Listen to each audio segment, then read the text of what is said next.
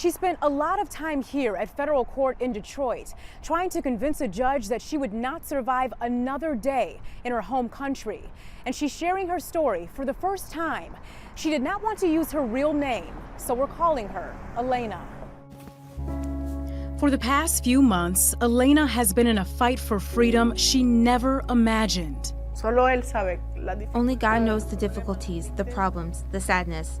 There were days that I did not want anything. It was faith that kept her going on a difficult road towards asylum, all detailed in a single letter.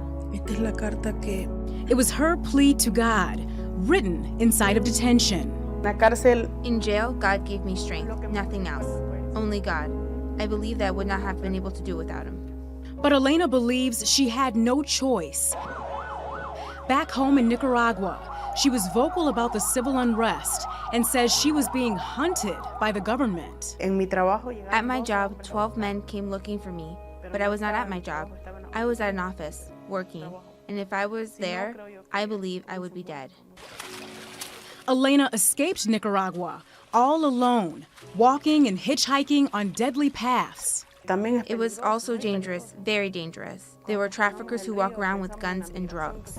When Elena made it to the southern border in Texas, she was detained and sent to the Calhoun County Jail to wait for an answer in her asylum case. Imagine all these women in jail without having anyone to help them. But she did get some unexpected help from the Michigan Immigrant Rights Center in Ann Arbor. We connected them to pro bono attorneys. We connected them to local universities that take on these cases as well. One of the universities was Wayne State's law school in Detroit. I immediately saw that this is a great opportunity to get a chance to try to help as many people as possible, and that the students would be able to be a big part of that effort. Sabrina Balgamwala runs the university's Asylum and Immigration Law Clinic. Her students took on a handful of the cases. So to be able to work on these cases and have real life experience is really special since we're at the beginning of our legal careers. The students got right to work, digging for the right pieces of evidence and documents to prove their asylum cases. We got photographs, we got articles, we got letters written by family members, and then we can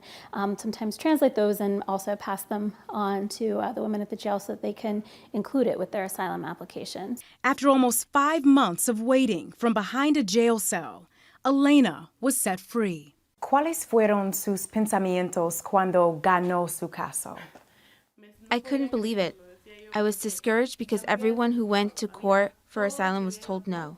Elena is now adjusting to a new home in Ann Arbor with a sponsor, learning the little things. Everything is different.